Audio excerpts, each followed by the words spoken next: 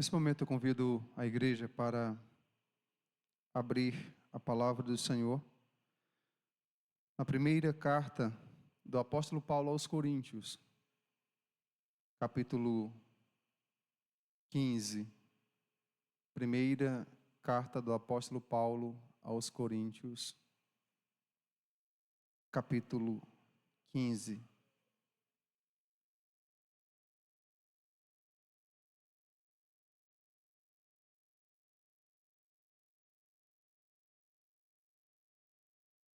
Primeira epístola ou carta de Paulo aos Coríntios,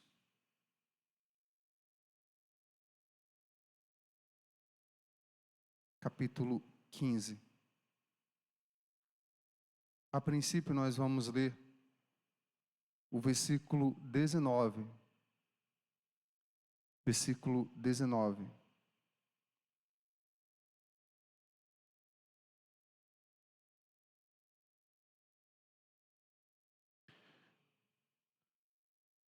Nós vamos fazer a leitura, desse versículo e depois eu vou estar relendo ele em 3 versões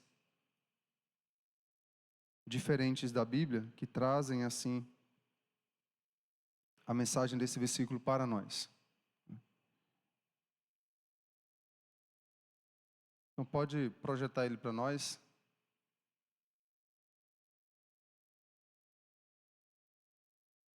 Se a nossa esperança em Cristo se limita apenas a esta vida, somos as pessoas mais infelizes deste mundo. Somos as pessoas mais infelizes deste mundo se a nossa esperança em Cristo se limita apenas a esta vida. Na versão da Bíblia, a nova versão da Bíblia transformadora, ou nova versão transformadora, o texto diz assim: se a nossa esperança em Cristo vale apenas para esta vida, somos os mais dignos de pena em todo o mundo.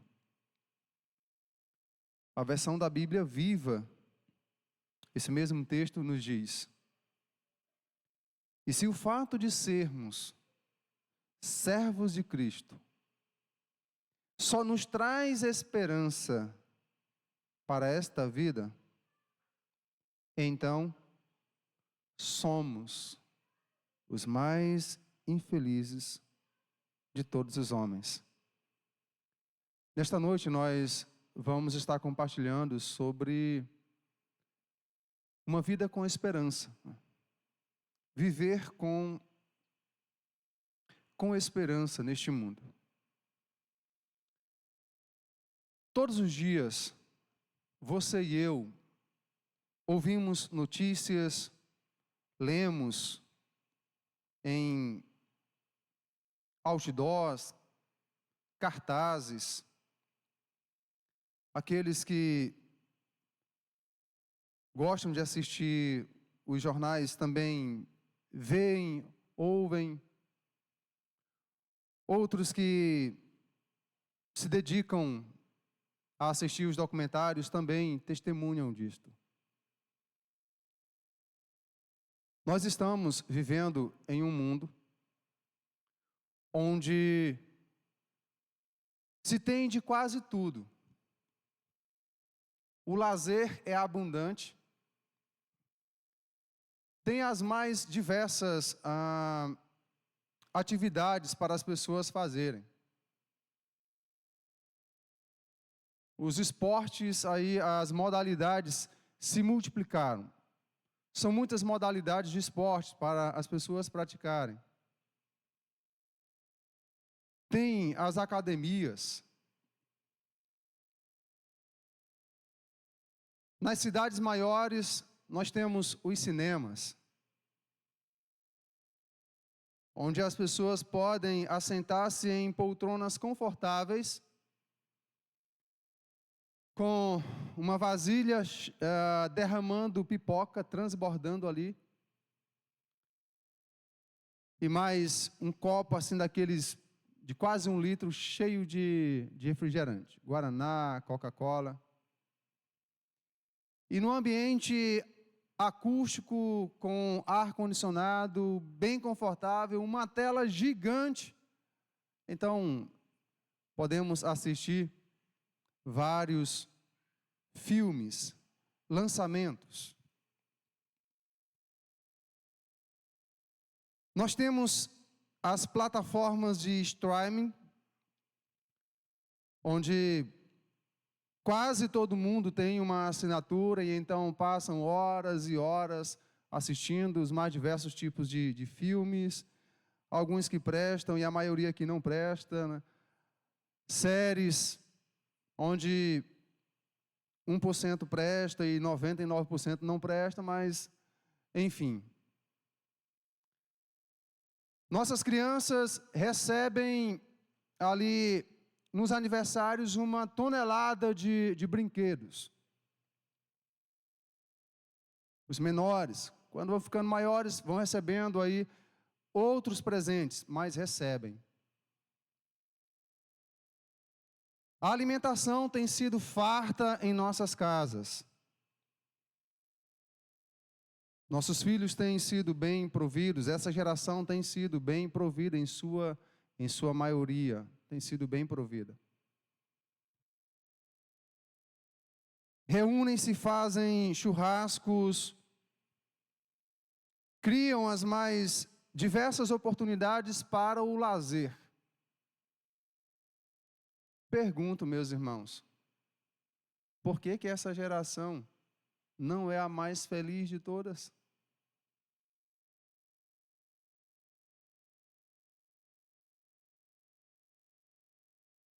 Por que esta geração está sendo a geração mais doente, mais adoecida de todas? Se eles têm tudo isso, têm acesso a tudo isso, por que nós temos testemunhado um quadro alarmante de pessoas das mais diversas faixas etárias, desde a idade infantil até a idade já avós, de pessoas depressivas, desesperadas. E o mais grave de tudo, por que diante de tantas coisas assim que esta geração tem, por que nós temos visto tantos tirarem a própria vida? Por quê? Por quê? O que está faltando? O que está faltando? E porque até mesmo no meio do grupo que proclama a fé, que fizeram uma confissão diante de um público, diante de uma igreja, porque que até mesmo nesse meio nós temos encontrado tantas pessoas desesperadas, desesperançosas. Elas não têm esperança. Elas não têm esperança. Por quê?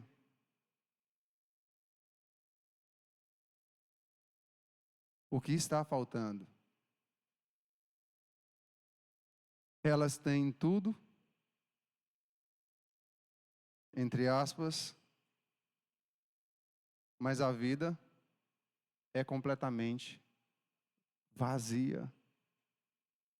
Vazia.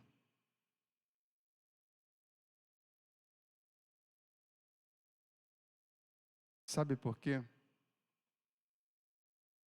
É porque esse tudo que elas têm,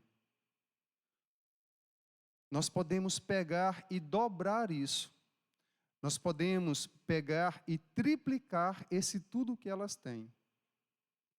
E ainda assim, isso não irá preencher o vazio de seus corações. O vazio dentro de cada uma delas. Dentro de cada uma delas.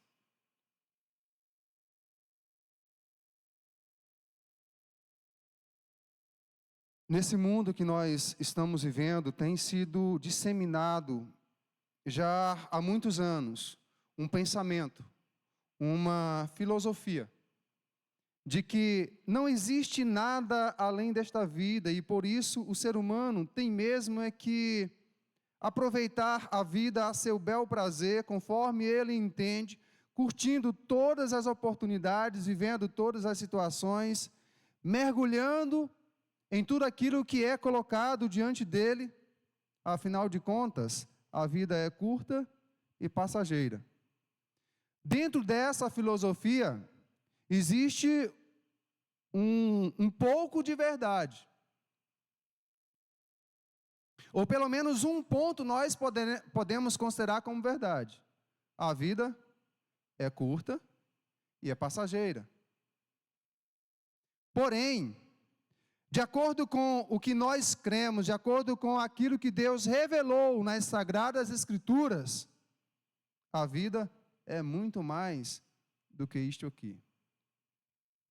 A vida é muito mais do que aquilo que nós experimentamos neste mundo. Ela é muito mais, muito mais. Porém, esta filosofia maldita, miserável, ela tem influenciado muitas pessoas em todas as partes do mundo. Nós conversamos com um jovem, com uma jovem, que está levando uma vida libertina, uma vida irresponsável, uma vida desregrada, uma vida em desarmonia com os princípios que Deus estabelece em sua palavra, e então nós abordamos, em amor nós confrontamos muitas vezes, e o que é que eles dizem? Deixa de ser besta, eu quero mesmo é aproveitar a vida. E aí vão se empanturrando dessas coisas, e daqui a pouco se encontra depressivo, depressiva, amargurado, ou então, tragicamente, precocemente, tem a sua vida ceifada. Por quê? Porque seguiram esta filosofia maldita. Eu tenho mesmo é que aproveitar a vida aqui, eu tenho mesmo é que viver conforme o meu entendimento. E esta é uma decisão mortal. Esta é uma decisão que resultará em tragédia, caso não haja uma mudança, caso não haja um arrependimento. Essas pessoas, como já dissemos, algumas delas que até fizeram alguma profissão de fé, têm permitido que esse tipo de filosofia influencie negativamente as suas vidas. E então, diante de certas circunstâncias que lhes ocorrem, elas não demonstram nenhuma esperança em relação à eternidade. A vida delas está limitada apenas a este horizonte, apenas a este mundo. Este mal terrível, essa filosofia desgraçada, ela entrou em uma igreja do Senhor, lá do primeiro século. E não só em uma igreja, mas em várias outras igrejas do Senhor. Mas especificamente na igreja do Senhor, plantada pelo apóstolo Paulo na cidade de Corinto, na Grécia Antiga. E aquela filosofia, quando entrou ali, causou muitos problemas e muitos danos espirituais para a vida daqueles irmãos. A ponto de alguns deles chegarem a negar a ressurreição dentre os mortos. Qual é a maior esperança que nós como igreja temos? Ou melhor, qual é a maior esperança que a igreja do Senhor Jesus, nesta terra, nesse mundo tem? A maior esperança que a igreja do Senhor Jesus tem é de um dia contemplar os céus abertos e Jesus Cristo, Filho de Deus, vindo sobre as nuvens do céu, com poder, infinita glória, rodeado por seus santos anjos. E então, ele dará uma ordem a todos os mortos: ressuscitem, ressuscitem. E diz a Bíblia que depois que a trombeta soar e o Senhor der o seu brado, ressuscitem, então todos os mortos ressuscitarão. Os seus filhos ressuscitarão para a vida eterna. Porém, os ímpios ressuscitarão para a condenação e o desprezo eterno. Quando as pessoas se entregam a esta filosofia maldita, não, nós temos é que viver realmente aqui aproveitando tudo o que esta vida oferece, tudo o que esse mundo dá. Nós temos testemunhado esse mundo dar, mas não dar de graça. Esse mundo que nós entendemos ser o sistema governado e dominado por Satanás, ele dá. Mas no final ele cobra a sua conta, ele cobra o preço.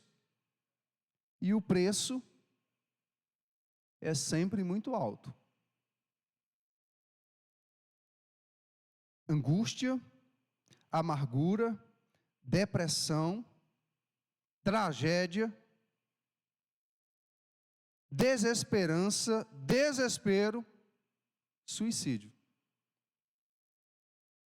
morte. Morte. Quando aquela filosofia se enraizou ali no coração de alguns naquela igreja, e eles passaram então a negar a maior esperança que a igreja tem.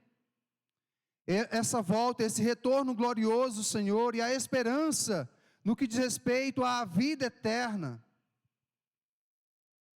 Então, de fato, a fé deles foi completamente abalada.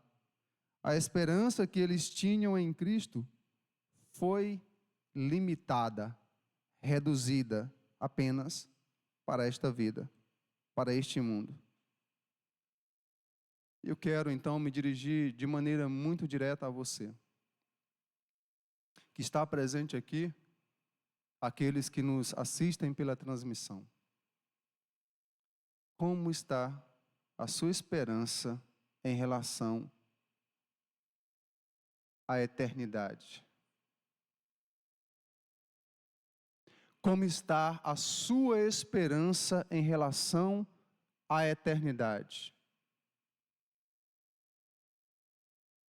Quais pensamentos e quais desejos estão povoando a sua mente e o seu coração?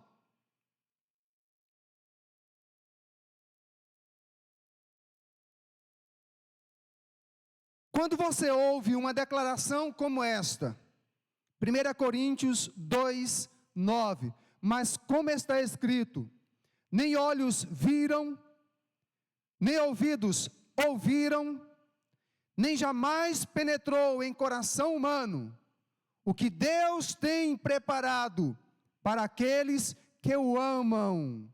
Isso traz alegria ao seu coração? Isso causa algum impacto positivo em seu coração, em sua vida?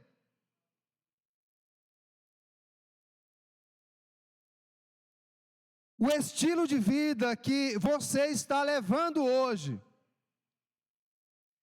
testemunha, comprova que os seus passos estão sendo dados em direção ao céu, em direção à eternidade com Deus, ou em direção à perdição, à separação eterna dele. Avalie o estilo de vida que você está levando. Avalie a vida que você está vivendo. Há esperança em relação à eternidade? Você pensa nisto? Quando você ouve uma declaração gloriosa como esta, Mateus 25, 34, então o rei dirá aos que estiverem à sua direita: venham, benditos de meu Pai, venham herdar o reino que está preparado para vocês desde a fundação do mundo. Isso mexe com o seu coração, isso lhe dá esperança, isso aviva a sua esperança, isso traz alegria para você diante de tantas coisas terríveis que nós temos testemunhado nesse mundo.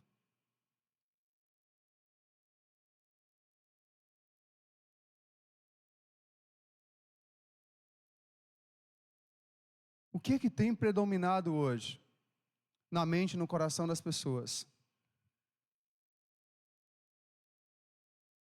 É o pensamento hedonista. Eu tenho mesmo é que consumir, eu só tenho que me preocupar com uma coisa: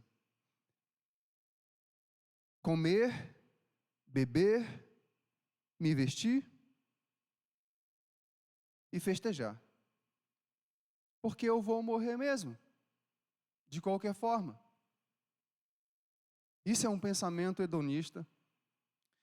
Isso reflete uma vida desprovida da esperança bendita da eternidade. Isso é o reflexo de uma vida cujo coração está enraizado apenas nas coisas deste mundo, apenas aqui nesta terra. Cada um de nós somos alertados pela palavra do Senhor.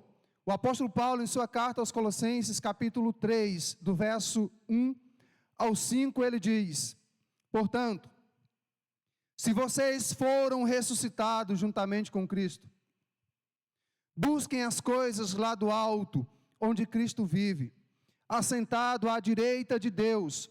Pensem nas coisas lá do alto, não nas que são aqui da terra. Porque vocês morreram e a vida de vocês está oculta juntamente com Cristo em Deus. Quando Cristo, que é a vida de vocês, se manifestar, então vocês também serão manifestados com Ele em glória. Portanto, façam morrer tudo que pertence à natureza terrena: imoralidade sexual, impureza, paixões, maus desejos e a avareza, que é idolatria.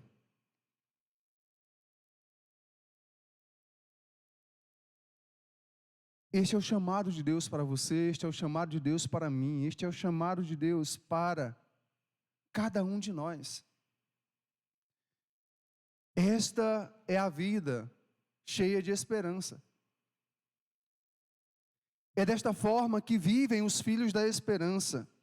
É desta forma que vivem os filhos e filhas de Deus, que aguardam com expectativa a volta do único e soberano Rei dos Reis e Senhor dos Senhores, o nosso Salvador, Jesus Cristo.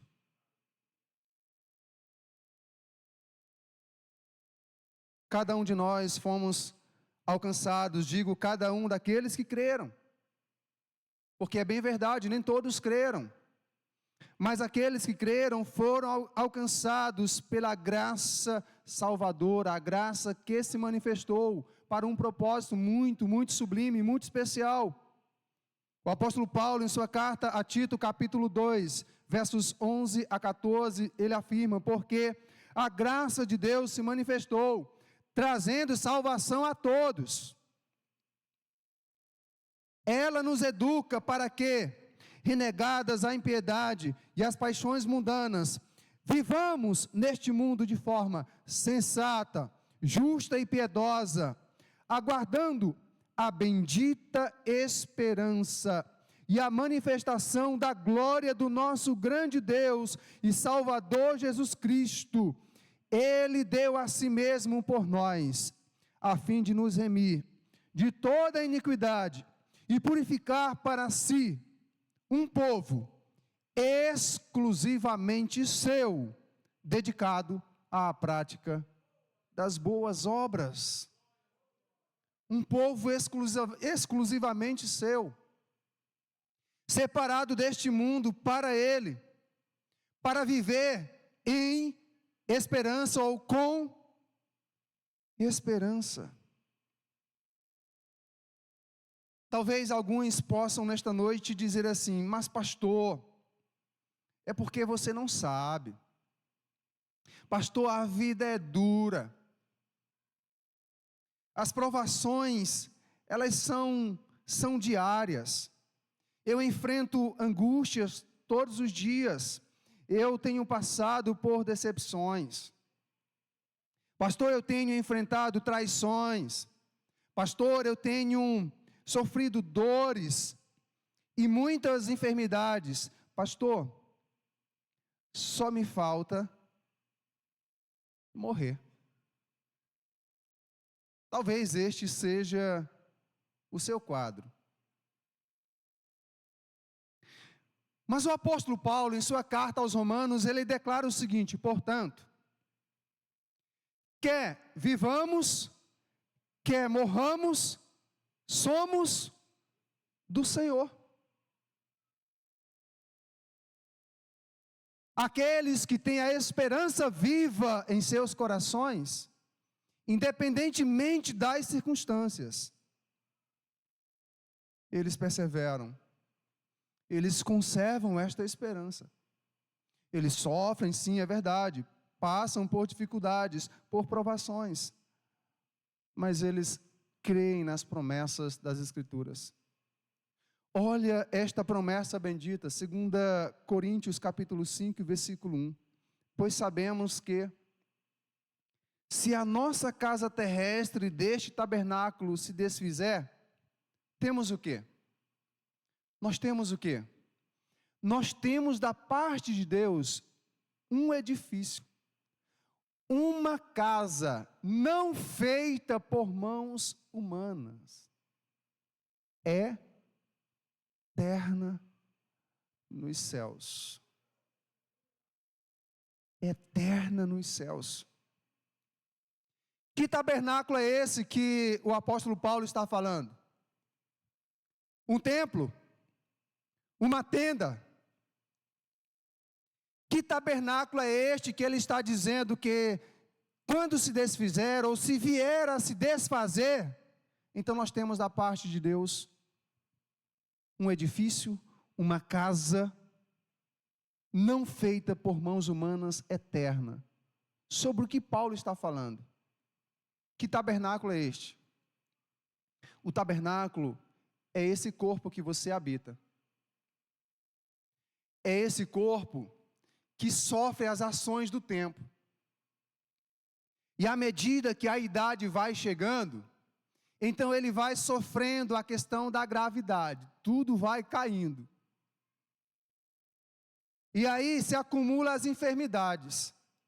E ele então fica cheio de dores e tem dias que você não consegue quase nem se movimentar.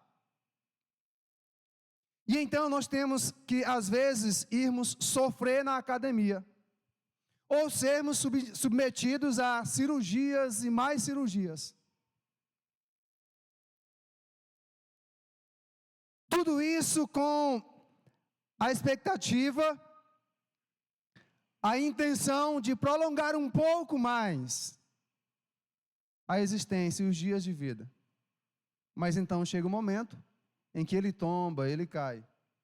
E aí ele vai ser desfeito, ele terá que voltar ao pó. Mas o apóstolo diz, olha, aqueles que creem no Senhor, aqueles que têm uma esperança viva no Senhor, eles têm a certeza de que Deus já tem preparado. Preste atenção. Se você crer de todo o seu coração em Cristo Jesus, se nós cremos de todo o coração nele, então temos esta certeza: o novo corpo já está preparado. O corpo que os salvos, os filhos e filhas de Deus, irão receber, já está preparado. Esse corpo já está feito. Olha, está dizendo aí, olha, um edifício, uma casa não feita por mãos humanas, e é eterno. É eterno. Não vai mais sofrer as ações do tempo, não vai mais padecer as enfermidades, não vai mais sofrer angústias, dores, não. Agora, o que muitos estão fazendo? Estão se arrebentando aqui. Se matam, se arrebentam de trabalhar, não se organizam, não têm tempo para buscar a Deus, não têm tempo para estar com a família, não têm tempo.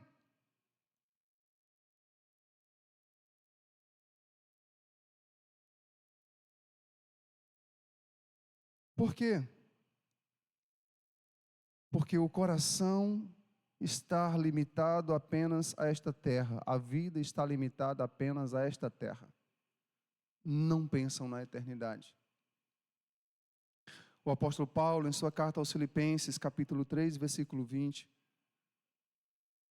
e 21, ele diz: pois a nossa pátria está nos céus, de onde também aguardamos o Salvador, o Senhor Jesus Cristo, o qual transformará o nosso corpo de humilhação, para ser igual ao corpo da sua glória, segundo a eficácia do poder que Ele tem de até subordinar a si todas as coisas. Todas as coisas. Esse corpo está preparado. Esse corpo glorioso, esse corpo celestial está preparado, aguardando apenas o momento certo, o dia estabelecido no calendário de Deus. Esse dia se aproxima. Esse dia se aproxima. Então, quando esse corpo se desfizer, que você e eu possamos estar com o nosso coração cheio de esperança, de que temos da parte do Senhor esta promessa a se cumprir para a glória exclusiva do nosso Deus. Eu quero concluir o sermão desta noite citando as palavras do príncipe dos pregadores, Charles Spurgeon, quando, em certa ocasião, ele comentou a respeito do que está escrito em Apocalipse 21, 23. Abro aspas para o seu comentário. Ele afirmou: lá no mundo melhor, os habitantes são independentes do conforto que cerca todas as criaturas. Não têm necessidade de vestuário. Seus mantos brancos nunca se gastam e nunca se deterioram. Não precisam de medicamento para curar doenças, pois nenhum morador da Nova Jerusalém dirá: estou doente. Vou parafrasear: estou com dor de cabeça, estou gripado, estou com febre, estou com uma hérnia de disco, estou aqui com a coluna arrebentada. Não.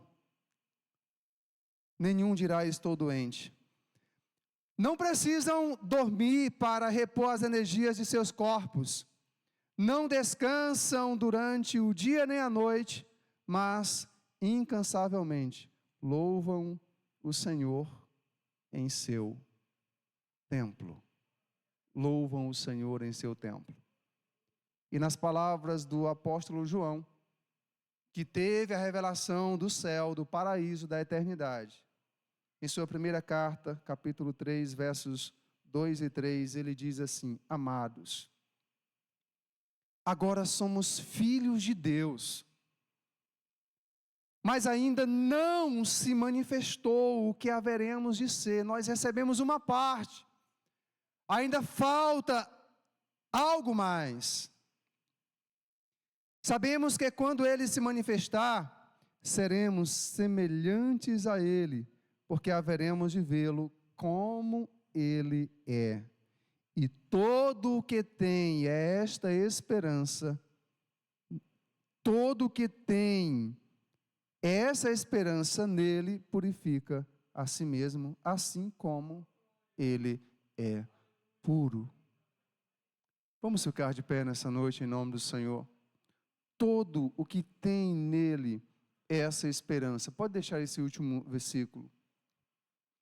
Todo o que tem nele essa esperança purifica-se a si mesmo. Você tem essa esperança? Ela está viva ou está morta? Essa esperança, ela está visível ou ela está apagada? Você tem essa esperança? Se você não a tem, o Senhor está disposto e disponível para lhe conceder esta esperança. Mas você precisa se arrepender. Se arrepender de quê? Dos seus pecados. Precisa se quebrantar diante dele. Precisa se humilhar diante dele para ser exaltado e para ter esta esperança renovada. Eu gosto de uma colocação que o pastor Hernandes Dias costuma fazer. O Filho de Deus precisa viver com os pés aqui nesta terra, mas o seu coração precisa estar no céu. Seus pensamentos precisam estar com o Senhor. Então, abra o seu coração nessa noite. Se você já se entregou ao Senhor, entregue-se mais ainda. Se você não fez isto, faça isso hoje. Não deixe para depois. Se você tem se afastado dos caminhos do Senhor, se você está vivendo separado dele, reconcilie-se com ele nesta noite. Em nome do Senhor Jesus, entregue-se a ele. Curva sua cabeça, vamos orar.